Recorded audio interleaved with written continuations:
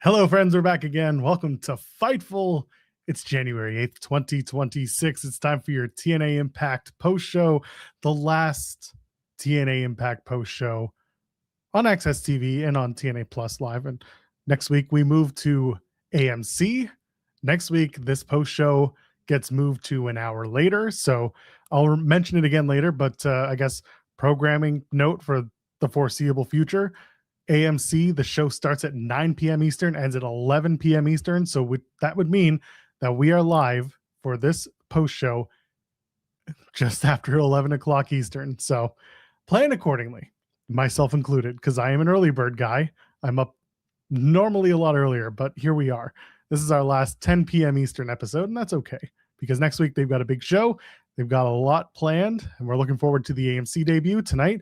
Kind of got us one step closer to that and a little bit closer to what's going on at TNA Genesis 2 nights after the AMC debut. That's going to be on Saturday, the 17th. So I'll tell you right now, next week for the AMC debut, my plan is to be rejoined once again by the wonderful Cresta Star. Her and I will talk about the TNA AMC debut. That's the plan. I'm still waiting for her to confirm it, but she did tell me once upon a time that call her and she'll be there. So barring any setbacks, I think the plan is to have her. And then for the Genesis post show, once Cresta confirms, she'll be part of that. And also the plan would be to have Steven Jensen, who has confirmed that he'll join us on Saturday the 17th to talk about TNA Genesis, all the fallout from that. So be prepared for that. That's next week. Tonight, it's us, you, me, talking about TNA, talking about the last Access episode, the last 10 p.m. finish to an episode.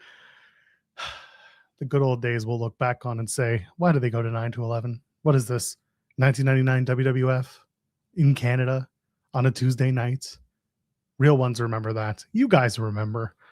Maybe you're too old. Maybe you were born in 2000. I don't know, but you're here. And while you're here, go ahead, leave a thumbs up on the video and go ahead and subscribe to us here on Fightful, and subscribe to us over on Fightful Overbooked. That's our sister channel. That's where myself, Jeremy Lambert, SB3, and others, well, the three of us are in the weeds. That's Monday to Friday, 10 a.m. Eastern. But then, of course, Rob Wilkins and Maggie are live doing Coexisting every week on Friday.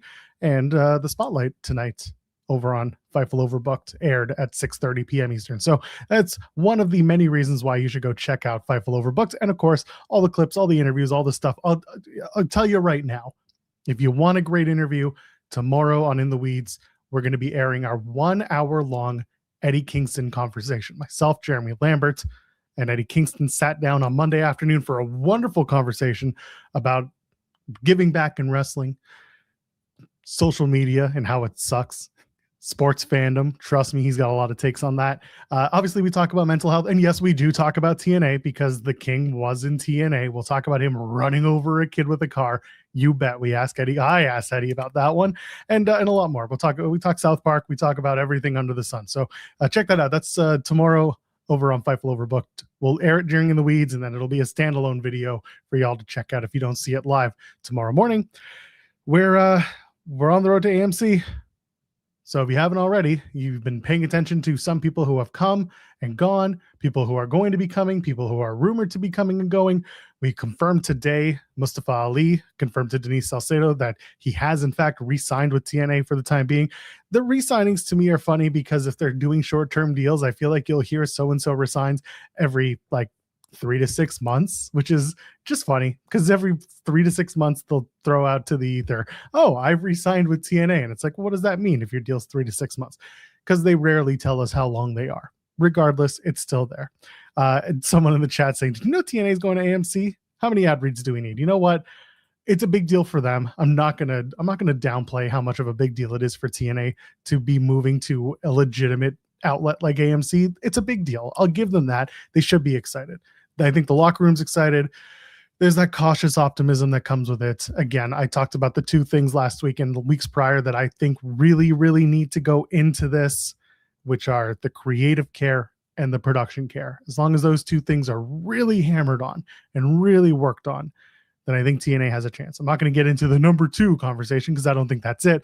And I think TNA really needs to find ways to stop trying to pester the number 2 conversation and instead find a way to find their niche and find their way to be a program that exists as a legacy piece that also continues to bring in new fans and also continues to make you think differently about professional wrestling. There are things that this show does that can be so much better than what they do, and it can be a feature, not a flaw. So again, this opportunity exists for TNA. I'm not going to give them shit for the way that they operate. I'm going to give them shit for some of the ideas that they come out with or some of the people that they want to bring.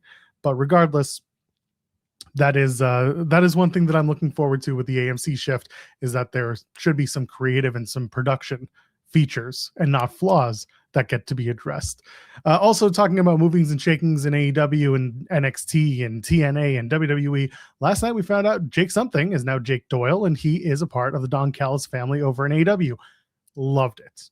I was surprised, happily so, not shocked, just because I can tell you this much. I'm going to add to the praise that everyone has heaped on to Jake something as a person, as a performer. And I will say that he is not only a phenomenal wrestler and also a very, very great person. He's someone that, in the eyes of so many, including myself, he did not get the shake in TNA that he often deserved. And I know people went back and said, well, he was, cousin, he was cousin Jake. And that was an introduction to TNA, but then they made him Jake something. They gave him the opportunity and they never ran with it. He's a big dude who can beat people up, and they just couldn't figure out how to make him click, and they wouldn't give him whatever tools were needed to get there. I'm very excited for him to be a part of AEW because I think this is a place where he could really thrive. I think he's good in the tag team scene for now. If him and Mark Davis are going to beat people up, that's great. If he wants to work with former TNA champion Josh Alexander, I wouldn't hate that. I hope they do some stuff. Jake and Mike Bailey at one point were working together in DPW, and of course they had cross paths in TNA. So I know they're at odds right now on AEW programming, but down the line there's a space there. Kevin Knight also worked with Jake something. There is a huge swath of TNA influence in AEW. There's a lot of crossover opportunity, work together opportunities. So I'm happy to see Jake land there. I really think the sky's the limit for him. And honestly, let's be perfectly frank. If it isn't, the man's getting paid more than he did at TNA. And that's just a fact. So I'm happy for him. I think it's a really great signing for Jake something. I think it's a really great signing for AEW. And I really hope that they put him in the space that he deserves to be in. I'll tell you what I didn't like. This happened online tonight. And I saw a lot of people talk about it. Since we're talking about this stuff off the hilt before we talk about the show itself, Perez Hilton is going to be at the TNA shows. He's going to be at the AMC debut, and I assume he'll be at Genesis as well. I don't like it. First of all, this is 15 years too late if you're talking about the peak of Perez Hilton. So there's that. It's another case of TNA going way backwards in everything that they do. They're 2-step forward, 14 steps back mentality. Don't know who thought this was a good idea. I don't know why someone thought this was a good idea. I don't know in what world someone thought this would work. Of all the people you can bring in, go beyond what I just said about the whole 15 years ago comment. Perez Hilton has not been ever seen as a positive influence, as a person that you want around. There's the gossip rag thing, and I get that the irony of what we do and all that, but like we're not misogynistic assholes in our business, or at least we try not to be. At Fightful, we really pride ourselves on being open, inclusive, and we don't talk down to people regardless of their genders and their belief. And I don't understand why suddenly Perez Hilton gets a platform for the shit that he's pulled over the years. I don't. And someone's going to tell me, it's because he's a big star. Well, he's not, because he's not. He said he went to the Las Vegas shows last year around Mania Week. Sure. And he thought the Bully Ray wedding with Brooke Hogan, he thought it was a shoot. It just doesn't make sense. I have a feeling I know where they're going to put him. I know I made a joke about him being the next GM. I really hope they don't do that. But man, if the plan is to use him long term, I hope they pull back on that real quick. I hope that if they're going to put him on the screen, which I hope they don't, honestly, I hope they see the backlash, and I hope what they do is just put him on social duty all night. That's all. That's it. That's it. Put him on socials duty all night and be done with it. That's all I want. I do think that he'll be involved possibly with the Elegance brand stuff, and we'll talk about that a little bit later. But if you're going to have to deal with them, That's the only place where I put him, is on socials, and then maybe on a comedy spot with the Elegances and be done with it. That's it. So that was an idea that they had. So regardless, let's talk about Impact. Once again, we grade on a curve on this show because, again, this is the last show before we go over to AMC. That's going to be a different expectation, a different post show. Once again, we start an hour later next week because the show airs an hour later, 9 p.m. to 11 Eastern, which means we're on afterwards at 11:15 Eastern. Let's keep track of that. But tonight's Impact opens up with the Hardys. They say the Righteous have crossed the line, and they said it was blasphemy. But meanwhile, like, they didn't really do much to Jeff. They did most of this stuff to Matt and Hardy. So Jeff trying to muster up the courage, or not the courage, but muster up the gumption to be upset. Meanwhile, it's like, they didn't really do anything to him, so he's just kind of vibing. And so Jeff says, I want the Righteous to face us. The Righteous come out, they start, and Matt stops them and says, oh, we want to beat you and delete you. And it's like, okay, we're doing the shtick. And then Vincent's like, okay, it'll be a friendly competition and we'll have a little peace. And Matt Hardy says, we'll never see peace. And said, Matt's like, I want it to be now. And then the Hardys and the Righteous accept. So they're going to do the match at Genesis. Matt wanted it to be now, and then it was AMC, and then they decided, so Genesis. What's really funny about this is earlier this week, Matt was on a podcast, not his own, a different one. He was doing the media tour, him and Jeff, and he mentioned, he's like, oh, they're going to air this soon, and it's going to be us versus the Righteous announced for Genesis. So that kind of undercut the promo in the terms of timeline. I know that we know the show is taped, but they're trying to promote the show as if it's live at the time.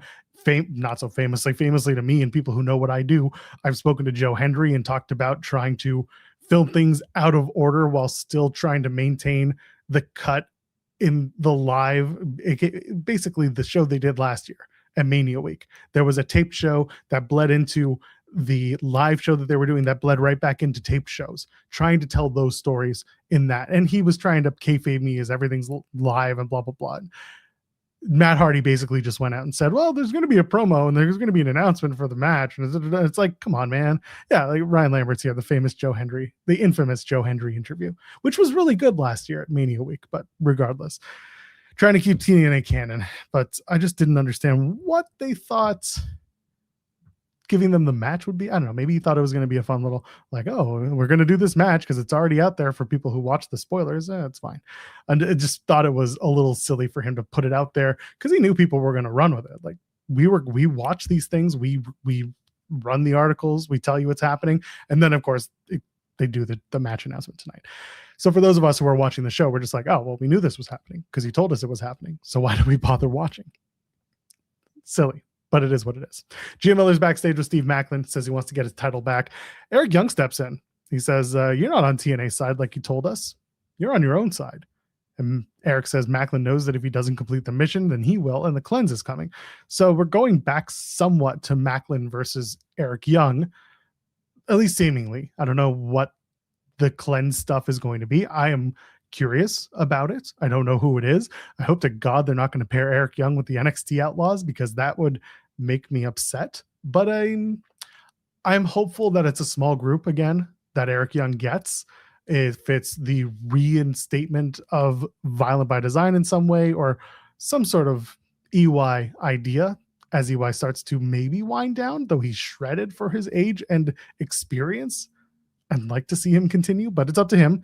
He could be doing something next. I just don't necessarily need Maclin to be the guy that he goes after again. As good as the story was, like we cleaned it up. We got through it. That should be it. Maybe if Joe Hendry's coming back, that's where we're going to have Eric Young and Joe Hendry one more time. I hope not.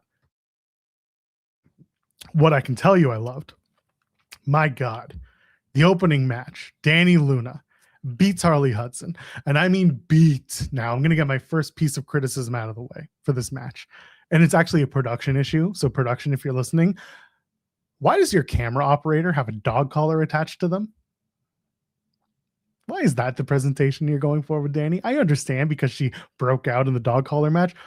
It's pretty hokey to put her dog collar and have her pull the dog collar in and make it like, don't do that. Don't do that. There are other things you can do. But from the start, this match was what you could do because it was flipping good. If you want to build a star, if you want to build someone who is credible as a challenger and unbelievable as a wrestler, you give them the Dani Luna rub because what they have done was phenomenal. She beats Harley Hudson in fairly short order. Hudson gets a hope spot, but really it's this kick to the face and then the Luna landing. Luna gets the win. The post-match antics. So Myla Grace checks on her partner, Harley Hudson, and then she gets a Luna landing for her troubles. Laying Lee comes out to make the save. As her back's turned, Dani Luna comes back and attacks Lee and puts her in that sleeper, that big bear hugging sleeper, puts her to sleep. And I love that. I love Laying Lee grabbing the Knockouts title. She wanted to try to knock Luna in the head with it, but she couldn't because she eventually fades. And it's almost like she's holding on to that title, losing the grasp. Again, there's a good element of storytelling that's going on with it. It's good. It's simple, but it's so effective. Xia Brookside comes out, tries to stop Dani Luna, and then she gets a Luna landing for her pleasure, for her experience, for her opportunity, for showing up. And this, again, is how you build a credible challenger. You beat everybody up. No one chases you up. When somebody chased her off, she came right back in the ring and beat the shit out of them. Dani Luna is a very underrated performer who has broken out. This was so small, but so effective. And I look forward to the match between Luna and Laying Lee because there's something really funny about it. I shouldn't say funny, but it is funny. It's interesting. Laying Lee is a competitive person, but she's also like, she can kick your ass. She can kickboxer legitimately. She has won matches in kickboxing. I don't want people to misconstrue this. She has legitimately knocked out 2 people in WWE in matches, which you shouldn't do because you want to trust your opponent, but she has legitimately knocked people out with her feet before. And Dani Luna is a badass looking woman and she can beat people up too. At least they make it look that way. So I like the idea of these two being able to absolutely beat the shit out of each other and make it look believable. So for Genesis, this is a match that I'm personally looking forward to. And I wouldn't hate if they give it to Dani Luna, let her win the Knockouts title and let her run with it. Granted, could be running into the Indy Hartwell match again, but if these two can do it again, I wouldn't hate to see it. I'll tell you what I didn't mind, because I like a little comedy in my wrestling sometimes. Mara Sade's backstage with Ryan Nemeth. Ryan wants to talk because there have been so many super kicks. So many. Mara Sade is just taking super kicks to Ryan Nemeth every single week. Carrying him out, super kick. Everything's a super kick. Ryan thinks this is because Mara Sade actually wants him. And this makes perfect sense. Ryan Nemeth is an absolute egomaniac. It's perfect. And then they do a whole speed limit cop bit where she's like, you're going too fast. He's like, what's the speed limit? He's like 35. Oh, he's going 100. And it's so stupid and it's so funny. And I'm fine with it because you got to have silly. And then Ryan Nemeth gets another super kick for his efforts from Mara backstage. Completely fine, completely useful, completely comedic. You let these two do it. And it shows that Mara Sade is a take no shit type of woman. And it shows that Ryan Nemeth is not afraid to be treated like a joke. And he should. And he's been treated like a joke and he does it with a smile because he's effective at it. I don't know if this is going to turn into anything more than what it is, but it works. I'm fine with it. What I'm not fine with is the Elegance is because they screwed us. Okay. They screwed us. Our Fightful account's asking, is Jeremy leaving us to be Mr. Elegance on AMC? No, they're not. They've done something even more egregious. They're backstage sitting at the table and they say, we have to pick someone. And they're never going to pick someone because they can never find the right person. And then Ash sees him. She looks over and says, you're perfect. And it's a stage and lighting guy who's overweight. And they tell him to take his shirt off and he does.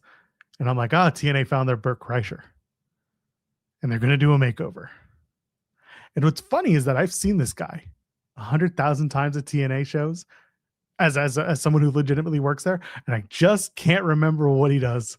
And I know, and it bugs me so much that I know him and I've seen him work and I just can't remember who he is. And then I thought to myself, shit, this is the Perez Hilton spot. They're going to have him work with the Elegances for this makeover shit. And it's so stupid. And it's not Jeremy Lambert. And it should be Jeremy Lambert. Shouldn't be Ben Bishop. It should no, none of these. No, Jeremy got Angelina Love, TNA Hall of Famer, Angelina Love, to endorse him. Not just that, Tommy Dreamer endorsed it. And if your head of TR endorses you, that means you win.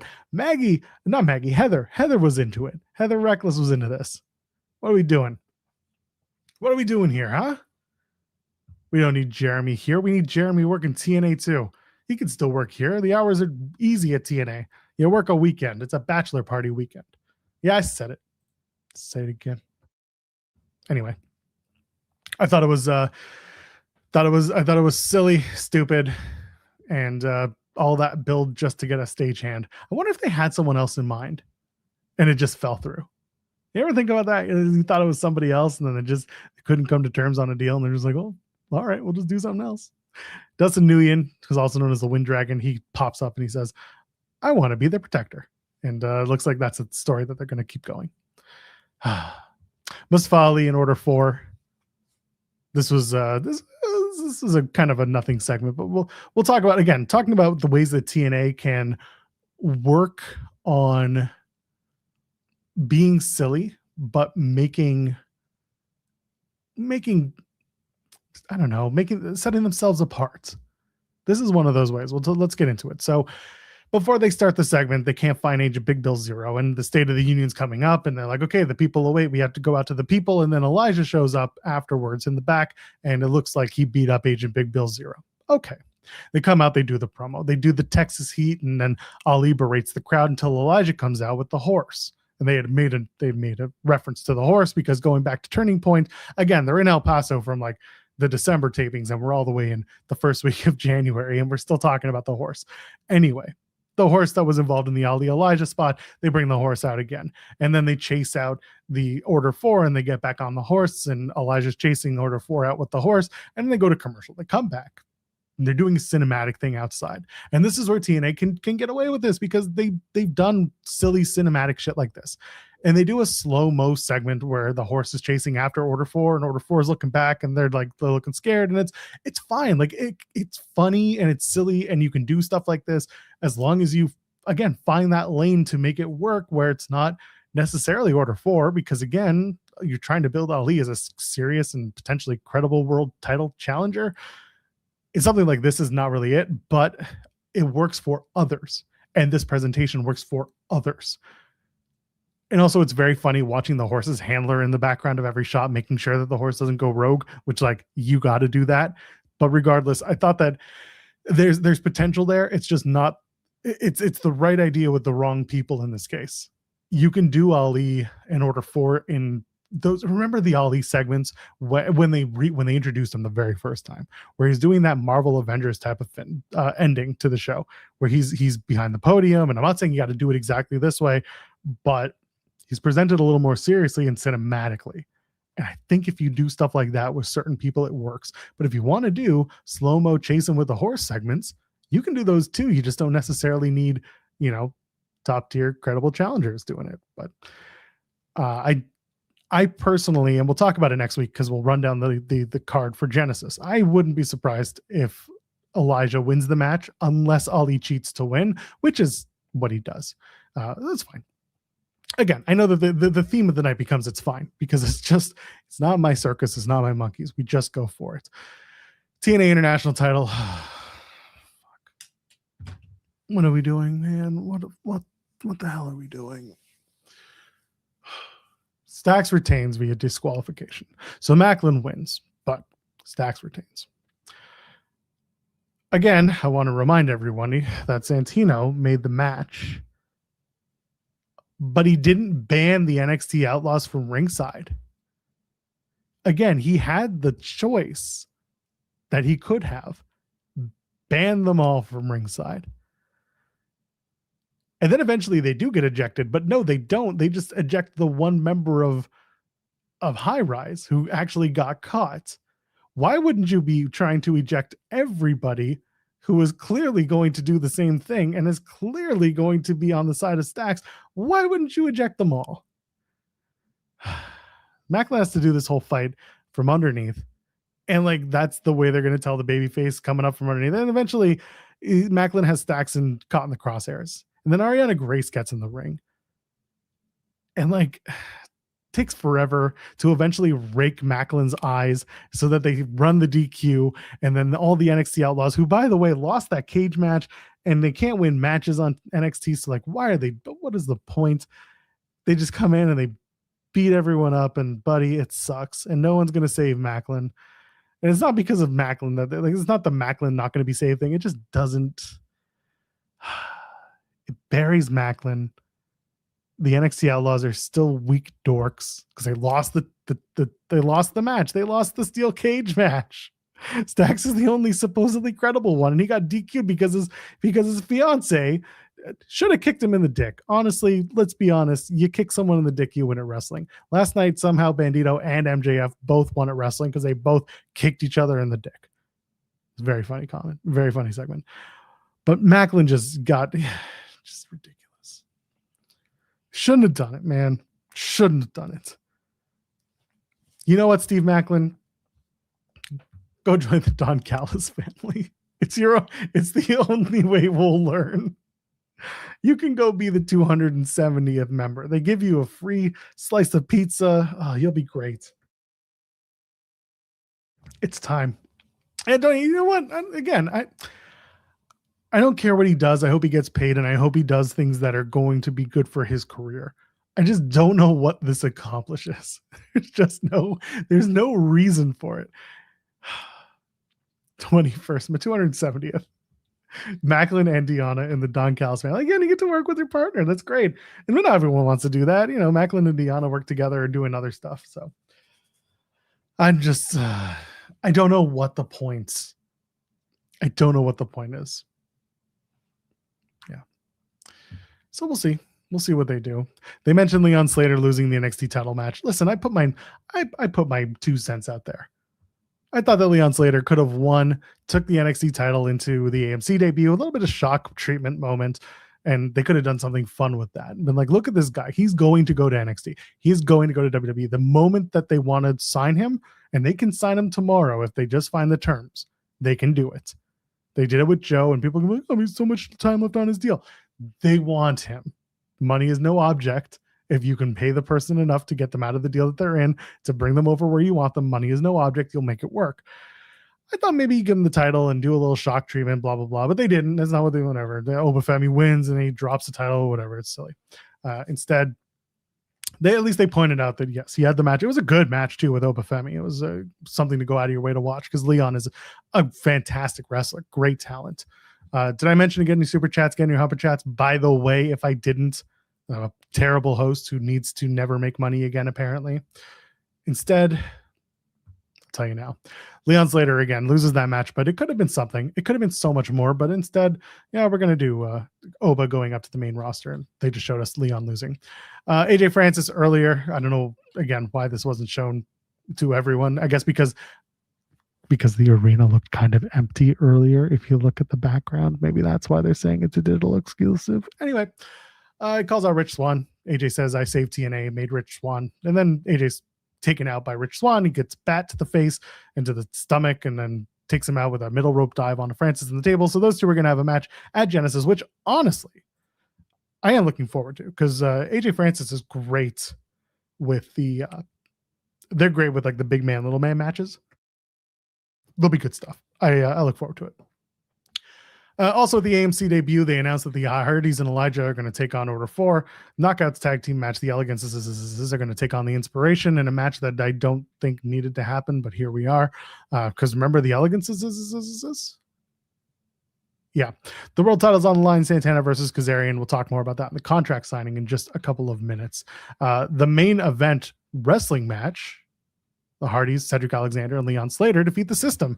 This was a really fun match. This was the very how do I put this? The very TNA, this is the last match we're doing tonight match, where if you ever pay attention to what matches are being aired and what matches are being promoted and then what they show on the TV show, you know it's the end of a taping when they have the baby faces. In this case, they're both babyface teams, but one's more babyface than the other because the System was recently heel. And then anyway, point is, the babyface multi-man team beats the heel multi-man team, and that's what this is. It's just another one of those.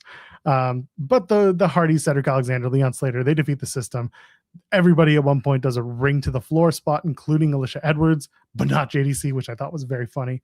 They made a Jericho reference during the match, and that perked my ears up. And that's not the only thing that perked my ears up during this show tonight. We'll talk about it in a second. But yeah, they made a Jericho reference because Leon Slater was trying to sunset flip JDC, and they did the callback to JDC doing the Fandango hip thrust whenever they would try to sunset flip him. And they said, oh, Jericho knows. So good little moment. They did a couple of those moments tonight. We'll get to that.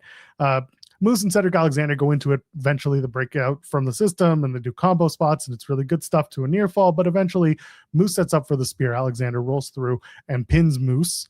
Something to think about going into the Genesis triple threat with Leon Slater involved as well for the X Division title. Something to think about. But yeah, a Jericho reference. I'm all about listening to that. And they did the preview. I don't know if y'all saw this. They did the preview for the AMC debut. I don't know if you guys saw this, as I just mentioned. They showed a bunch of faces. They said, you never know who's going to show up. And they showed NXT stars. They showed Joe Hendry, and they showed Trick, and they showed Tatum Paxley. But Tatum Paxley wasn't alone. They showed Tatum Paxley when she came out with the former Gigi Dolan, Priscilla Kelly. Priscilla's free and clear. She was working MLW. But PK, I don't think it was a mistake that Priscilla Kelly was shown, because Tatum Paxley did do a solo run. She had a match against Jordan Grace on one of the Plus specials. So like, Tatum Paxley has been a solo act on TNA before. It wasn't like they were hurting to find her. It looked like Priscilla Kelly could be appearing next week, just by looking at what they decided to show. But it also could have been very much TNA just didn't think about it, and they press send and render. I don't think it was like that. I think maybe there's something, there may be smoke to that fire, but I want people to be listening and looking to that, because it looked like something that could be on the horizon next week. We'll be talking about that and more. Contract signing. This is the main event. Time to get in your super chats, humper chats. We'll get to the one that we have in a minute. Sad Santino's presiding. The winner will defend the title at Genesis. He introduces both men. Frankie Kazarian jokes about being an addict. It's corny, because he does the whole, I'm addicted to being the champion, the top guy, and the king of TNA. And you know what? Like, Kazarian's corny. I just don't need the addiction jokes in my wrestling. As corny as Kazarian is, it's just kind of like, we didn't do that. But again, I saw what they were going for, and it's just silly. Santana says this was the other thing. So this is the read between the lines, which is pretty simple. Santana says him and Kazarian were at the same place, wink, wink, miserable as hell, and it was draining the passion out of what they do. I don't know if everyone remembers where those two men were before they came to TNA, but it's something. It's definitely a shot. And this is not a company that's been taking a ton of shots at AEW directly, but this was this is one of the closer ones they've done. So worth noting. This is really the first time where Santana's really said anything of reference, or at least valuable reference, to his AEW experience. And Kazarian, and implying that it was the same with Kazarian. So something else. I thought it was worth noting. And said now they both left, and they bet on themselves. And now they're going to face each other for the TNA World Title, and they're proud of that. And then Santana says, "This time I'm doing it for myself. And if I don't win, maybe I just don't have a place in TNA." Well, Nick Nemeth comes out. He brings out the cup, because I told you, stupid cup for two people, and I wasn't the first to use it. It was both men get a shot. Ridiculous. And he's like, I'm the reason for the season. I'm calling my shot after you two beat the shit out of each other next week. My hope is that it becomes Nick gets stopped from trying to cash in, and instead they make the match. It'll be, let's just say Santana wins, becomes a two-time champion, and then it's going to be Nick Nemeth and Santana for the TNA title. They got to do something with this Genesis pay-per-view. I mean, Nick Nemeth can't be off the card because Nick Nemeth is one of their guys, bigger guys, and the Hardys, of course, are too, and they've got the match with the Righteous, but there's got to be more to it. And so Nemeth at the pay-per-view makes the most sense to me. So I feel like they'll tease it, but then they won't go through with it. Nemeth will get the match at the pay-per-view, but I guess we're going to see. If Kazarian retains, then it's Kazarian versus Nick Nemeth. I don't know what that's like. Maybe it's Kazarian cheats and they get to do a triple threat. I don't like that either. I'd rather they have a definitive winner on the first episode of AMC and then go into the pay-per-view and have a definitive winner to the world title match at the pay-per-view they're promoting. But again, if I had my way, the AMC debut would have been called Genesis. It would have been the 15th, and it would have been a special, and it would have been this match, and we would have had the pay-per-view next month or later on or not at all. But I don't get that say. They're running 2 shows in 2 nights, and they're trying to make them both important somehow. But here we are. That is what we're looking at. That is the show. That is January 8th episode of Impact. It wasn't a super newsworthy show. I think most stuff is the outside conversations that we've had. Ryan Lambert sent a super chat saying, what are your expectations for the AMC debut show? Returns, debuts, Dixie Carter. EC3's out there putting videos out about the suit still fits, trouble. And I've made jokes about it. EC3's a free man. He left NWA. He could go back to TNA if he wanted. I don't know how much stock there is into EC3 and TNA at this point, but again, not my circus. But maybe they would welcome him back. It's not up to me. Returns, I don't know about returns. I think more debuts. I talked about PK, Priscilla Kelly being one of them. I am curious about who signs and who decides to move on. I'm wondering what's up with Jody Threat, because I know that her contract was up at the end of the year. We did talk about that on In the Weeds with her.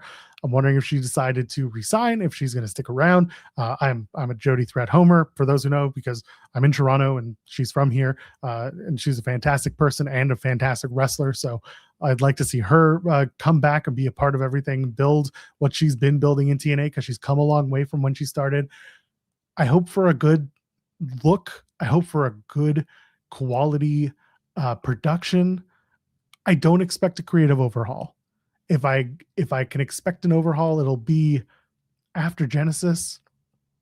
I'd prefer they reset things after the pay-per-view. Again, they're doing 2 shows, 2 days, and it's quick to me, but my hope is that this AMC debut show goes as well as it can. I hope it wins over more people than it does find detractors. We had a really great post-show after the the episode where Santana got screwed. That was that September 20th? No, it was December. Well, the live show where he lost. I can't remember what it was, but it was that show. It was the first live show after they came back from Bound for Glory, which was October. So it would have been November 20th. Anyway, when we did it, we had a lot of people watching because a lot of people were annoyed about what happened with TNA, rightfully so. I want that many people watching us for the reasons that they did a good show, that they put on a good show. I would love to see something like that, but I don't know what to expect, because it just needs to be a really good show. I'll tell you this much: doing the Perez Hilton tease, that's not a way to do it. Teasing Nick Nemeth, that's okay, because you got a storyline there, you got someone going. There are so many better ways that you can get people to want to talk about your show without rage baiting them into talking about your show. This shouldn't be a show where I have to come on here with or without somebody and talk about how bad it was. I want to be able to come on here and talk about how good it was, because if I'm actively talking about how bad a show is, then I'm turning off people because it's not a good show. And I'm not going to sit here and be like, tune in next week where the show gets even worse and I get even angrier. No, we've got Sour Graps for that. And that's not a shot at Sour Graps. People sometimes want to talk funny, stupid about ideas, but at least when Alex does it, he's given all the alternate ideas. I don't want to have to be here and be like, this show could have been much better. I want to see more. I do want to see more. I don't know what more is going to constitute, but we'll see. We will see. I think Santana wins the title. I think it should be Santana and Nemeth for the world title at Genesis. Make that happen. Other than that, I'm just hoping for a good, tight 2-hour show. That's it. Be a better creative show. Be a better production show. See someone saying I'm the reason they don't watch TNA. It's true. Someone asked me, do I think the partnership between WWE and TNA is lopsided? No, I don't, because TNA has no leverage. I've talked about this a billion times on In the Weeds. I want to set the table. WWE, TNA. And if you're looking in the borders, I'm outside of the borders, because that is how much of a discrepancy there is between the two companies. It's always going to be lopsided. WWE is doing this as a way to look at talent for free and send some of their green talent over to a place that's taped and similar to WWE programming. Meanwhile, TNA gets some of their top people looked at for free by WWE. It's a pipeline for them. It's not about being equal. It's about being a partnership. Isn't always equal. It's not. Sometimes you do have a 1A and a 1Z, and your Z is way at the bottom. TNA is not in this to be on the WWE level. They're in this to be working with a WWE production or a WWE team that wants some of their talent and gives them some ideas and helps them get a TV deal by using some of the talent. I would argue Trick Williams being the TNA champion, as much as I didn't like parts of his title reign, what he came out with is absolutely invaluable for what he's about to do on the main roster in WWE. So there are certain things that WWE talent are learning by going to TNA and working with that team. And there are certain things that TNA talent get to work with in WWE, some of whom already worked in WWE, are being seen by WWE as possible returns or first-time signees. Leon Slater, for example, Joe Hendry, Jordan Grace, people who are coming over because their contracts are up and this is an opportunity. And they're taking those opportunities. So this was never about being an equal partnership. It was always going to be lopsided. It's like AEW working with an indie company. The idea is AEW gives the rub to the indie company. Rev Pro is a good example. And this is not a shot at Rev Pro. AEW sends a lot of talent to work Rev Pro because there's a connection there, because the talent like working there. AEW they believe that the Rev Pro is a good company worth sending talent to when they go abroad. You can do this and you can make a partnership work without expecting it to be reciprocal and 100% so. I don't know the ins and outs of the deal that WWE and TNA have, but I know that there are a lot of things that work well and there are a lot of things that I would change, but it's not up to me. So I just go with the flow when it comes to it. But anyway, that's all I got. We're back next week, next Thursday, 11:15 Eastern. Going to talk about the AMC debut. Myself, hopefully Cresta Star, returning to the show for the week. We'll talk about that. And then on the Saturday, we'll be talking about Genesis, the pay-per-view, the fallout from that. Myself, Steven Jensen, and hopefully Cresta as well. Lots coming up. Tomorrow, Eddie Kingston joins In the Weeds. We talked to him for an hour on Monday, but we're going to air it for the first time on the show, on ITW, on In the Weeds, over on Fightful Overbooked. That's our sister channel. So go ahead, and before you get on out of here, leave a thumbs up on the video and say something nice, would you, about the show? Be like, I watched TNA because Joel has to struggle to watch TNA some weeks. Today, we got through it. Next week, the real work begins. So for now, ladies, gentlemen, friends beyond the binary, I'll see you in the next one.